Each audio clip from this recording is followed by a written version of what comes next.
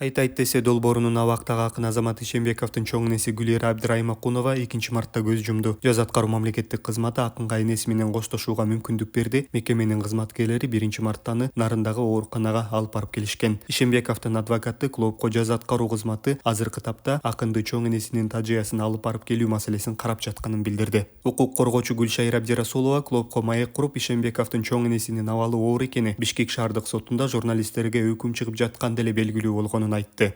Она находилась в больнице, она находилась на лечении, и мы ее навещали. Вот. И все видео, все фото, все заключения медиков были представлены на уровне еще Бишкекского горсуда. И тогда говорилось, что Азамат вырастила его бабушка, она ему заменила маму, да, она вырастила его с 3 лет. И что Азамат именно ухаживал за ней. Она потеряла зрение, нуждается в постоянной помощи.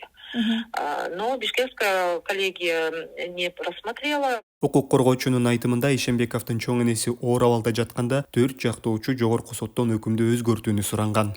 Коллегия Верховного суда тоже даже не уточнили, не запросили никаких дополнительных материалов, не задали ни одного вопроса. Кто был в Верховном суде, видели. Они все время прерывали адвокатов и ушли, и через 10 минут вышли. Не было даже Азамата самого, чтобы он еще раз мог сказать свои аргументы.